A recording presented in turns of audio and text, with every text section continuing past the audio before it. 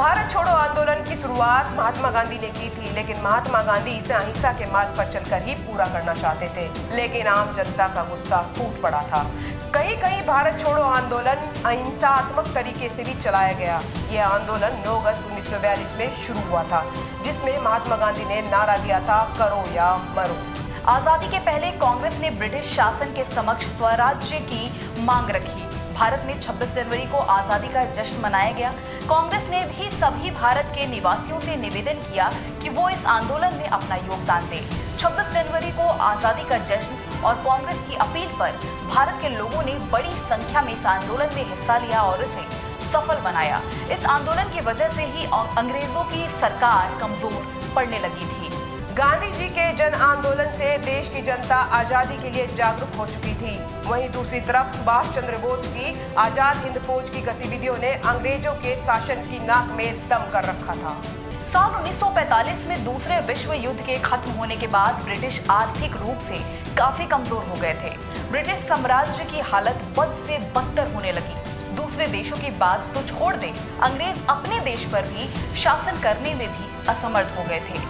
वहीं 1945 में ब्रिटिश चुनाव में लेबर पार्टी की जीत ने आजादी के नए द्वार खोल दिए थे, क्योंकि उन्होंने अपने मैनिफेस्टो में भारत जैसी दूसरी इंग्लिश कॉलोनियों को भी आजादी देने की बात कही थी। फरवरी 1947 में लॉर्ड माउंटबेटन को भारत का आखिरी वायसराय चुना गया, जिन पर व्यवस्थित तरीके से भारत को स्वतंत्रता दिलाने का कार्यभार था। लेबर पार्टी आजादी के लिए कुछ सहानुभूति रखती थी। 1946 में एक कैबिनेट कमीशन भारत भेजा गया। इसके बाद ही अंतरिम सरकार के निर्माण का प्रस्ताव भेजा गया। जवाहरलाल नेहरू के नेतृत्व में एक अंतरिम सरकार का निर्माण किया गया। मुस्लिम लीग ने संगठन सभा की मीटिंग में शामिल होने से इनकार कर दिया, क्योंकि वो एक अलग राज्य यानी कि पाकिस्तान की मांग लगातार उठा रहे थे। लॉर्ड माउंटबेटन ने भारत और पाकिस्तान के रूप में भारत के विभाजन की योजना प्रस्तुत की। भारत के सामने इसको स्वीकार करने के अलावा कोई और विकल्प नहीं था। 14 अगस्त 1947 की आधी रात को भारत आजाद हुआ।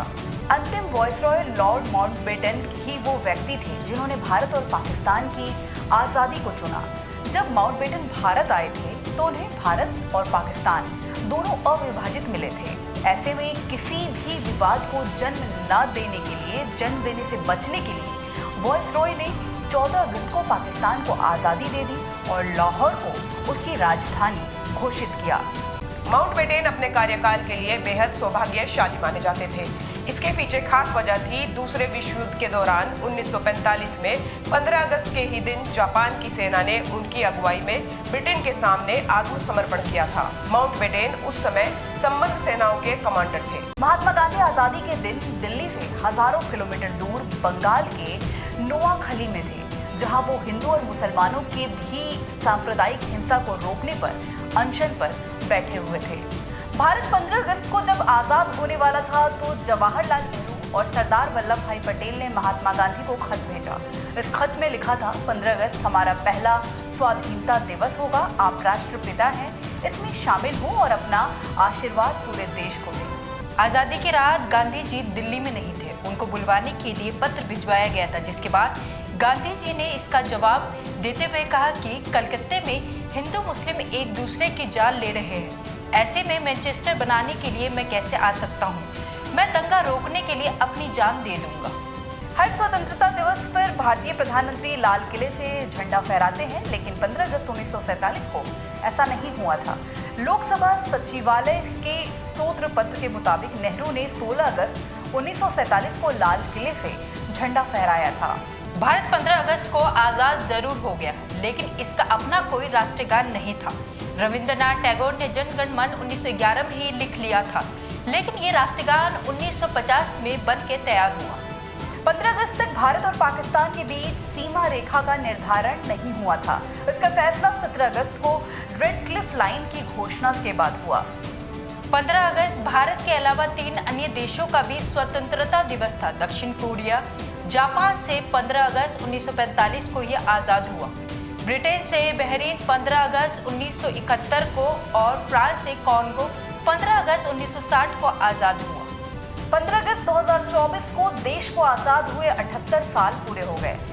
आजादी के बाद के भारत ने अर्थव्यवस्था के साथ साथ तकनीक में भी कदम ताल करते हुए विश्व पटल पर अपनी एक अलग छवि पेश की है। आईटी और टेलीकॉम जैसे क्षेत्र में भारत का दबदबा माना जाता है। भारत दुनिया में टेक्नोलॉजी के मामले में छठे पायदान पर आता है। ये देश की उपलब्धि ही है कि आज विश्व भर में भारत का डंका बजता है। भारत की अर्थव्यवस्था विश्व की 5वीं सबसे बड़ी अर्थव्यवस्था है। मोदी सरकार के नेतृत्व में आज भारत एक अलग मुकाम पर पहुंच चुका है।